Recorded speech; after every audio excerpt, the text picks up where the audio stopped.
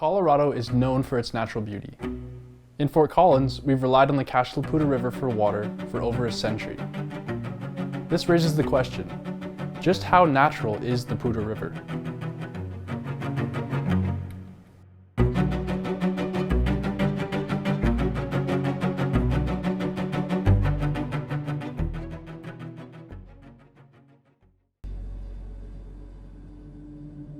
In Fort Collins, one of the most frequent recreational areas is the Poudre Canyon.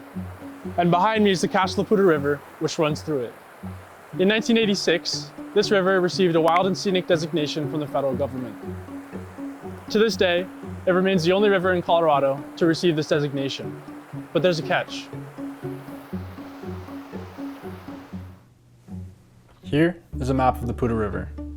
The Poudre begins up at Poudre Lake, located here, flows through the canyon, and ends towards Greeley. And here is where the wild and scenic designation begins.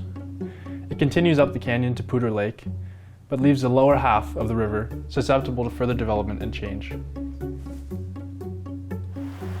Ironically, if you follow that map, that designation begins right here, in the small community known as Poudre Park. Aside from the glaringly obvious, it's clear that this river might not be as wild and scenic as it claims to be.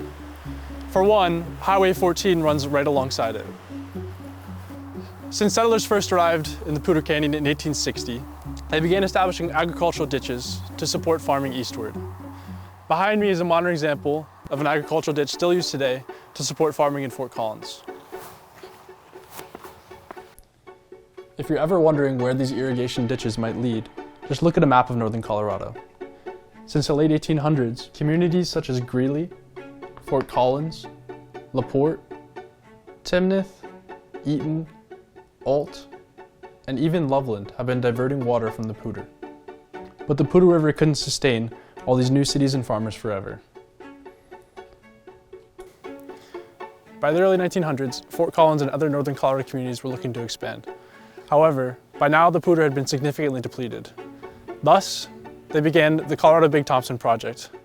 This project diverted flow from the Colorado River, west of the Rocky Mountains, eastward to cities such as Fort Collins and Boulder, creating a network of reservoirs, including Horsetooth Reservoir. Currently, over 25% of the water in the Poudre River comes from somewhere else. Still, the river manages to support over a dozen northern Colorado communities, as well as hundreds of thousands of acres of agricultural land. While the Poudre River might not be as natural as you think, it's still worth protecting. Look into any of these organizations for more information about the Poudre River or Colorado water history in general. And be sure to vote for elected officials that support preservation of water systems.